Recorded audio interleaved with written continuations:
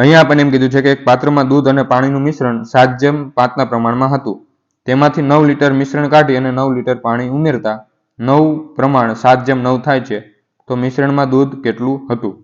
હવે અહીંયા કન્સેપ્ટ લાગશે કે જ્યારે તમારે કોઈ પણ આપણને રેશિયો આપેલો હોય મિશ્રણનો, એમાંથી તમે મિશ્રણ કાઢો, ગમે એટલું મિશ્રણ કાઢો, પણ જે દૂધ અને પાણીનો રેશિયો છે એ એટલો જ રહેશે.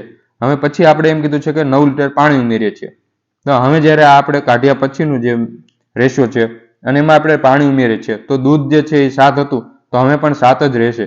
તો નવો રેશિયો આપણે 7:9 પ્રમાણમાં થાય છે. હવે અહીંયા આપણે પહેલા તો 9 લીટર કાઢીએ એટલે 9 લીટર નાખેલું, તો હવે 9 લીટર પાણી નાખીએ છીએ આપણે, તો અહીંયા આપણે +4 થાય છે. તો +4 = 9. હવે જેટલું આપણે પાણી કાઢ્યું એટલું જ પાણી, મિશ્રણ જેટલું કાઢ્યું એટલું જ પાણી આપણે ઉમેર્યું છે.